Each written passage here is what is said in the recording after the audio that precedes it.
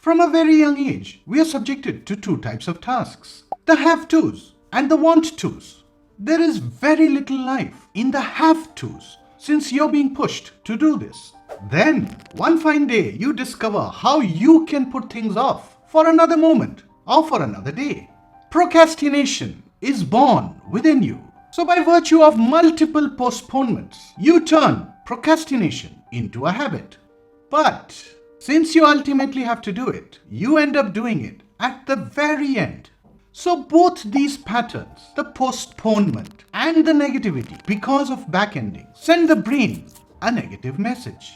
The brain is an associative engine and it continuously finds patterns of similar tasks that it can categorize under the procrastination bucket. Let's flip the switch and let's say you carry out the task. Whenever it pops up, it ends up creating a positive habit.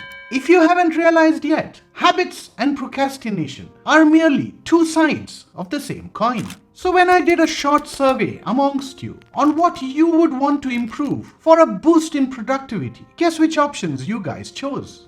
There is a third side of the coin. As a lifelong learner of productivity, I've had the opportunity to observe very successful people at close quarters. Procrastination seems to be reasonably far from them, and I've always wondered why. The answer seems to lie in their intrinsic motivation of a need to do. That's the third side of the coin. So people who see the need to do visualize beyond the procrastination chasm towards fulfillment. The more vividly you can picture what you want, the better. But then, how do you use the third side effectively? That's the topic of this next section. The more successful you are, the more tasks you need to execute and the more decisions you need to take.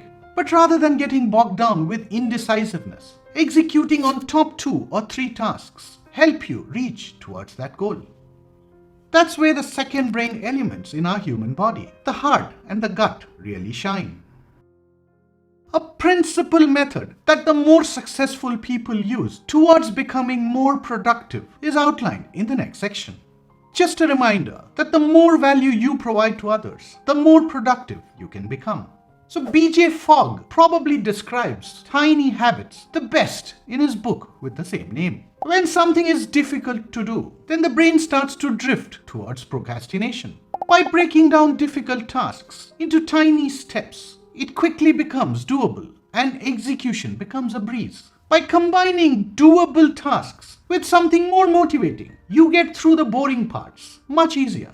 A behavior design process would significantly help in that regard. A simple example is when we listen to music while we run long distance.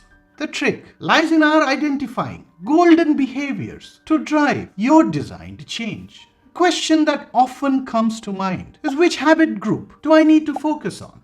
If you plot your desired behaviors inside of a focus map, it would automatically point you towards high impact and yet possible to do behaviors.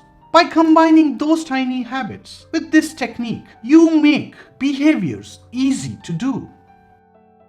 So before you rush off to quickly execute, you need to understand 3 important things. The first part of the equation is the commitment, which involves the habits you want to take on, the frequency, and the days on which you want to take them on. This should be visible to you at all times.